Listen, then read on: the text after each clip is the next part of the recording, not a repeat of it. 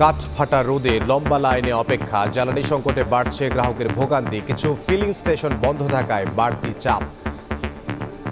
কাজ করতে পারতেছি না, আমরা রোদের মধ্যে খালি পেটে আসছি। ঘন্টার পর ঘন্টা আমরা খাড়ায় আছি, সকালে খাইতে পারি না, দুপুরে খাইতে পারি না, কখন তেল নিব।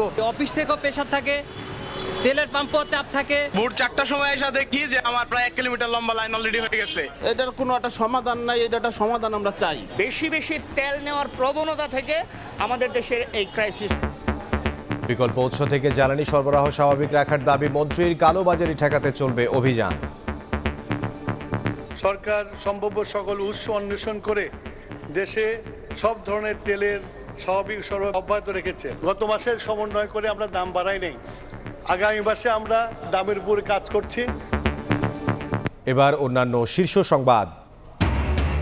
গুমকে মানবতা বিরোধী অপরাধ হিসেবে অন্তর্ভুক্ত করে বিশেষ ট্রাইব্যুনাল সংশোধন বিল পাস। বিচার নিশ্চিতে বদ্ধপরিকর সরকার, সংসদে আইন মন্ত্রী। জুলাই অভ্যুত্থানের হত্যা চেষ্টা মামলায় গ্রেফতার সাবেক স্পিকার শিরীন শারমিন নেওয়া হলো আদালতে। রিমান্ড চায়নি ডিবি, জেল হাজতে রাখার আবেদন। গণভোটের রায় বাস্তবায়নের দাবিতে 4 দিনের কর্মসূচি। 11 দলের বিরোধী দলকে আন্দোলনের দিকে ঠেলে দিচ্ছে সরকার, অভিযোগ পরোয়ারের।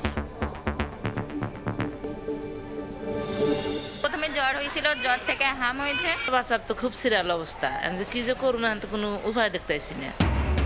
হাম আতঙ্কে পুরো দেশ, বেড়েই চলেছে সংক্রমণ। হাসপাতালে প্রতিদিনই বাড়ছে রোগীর চাপ। অন্তর্বর্তী সরকারের স্বাস্থ্য খাতে গাফিলতিকে দুষলেন রিজভী।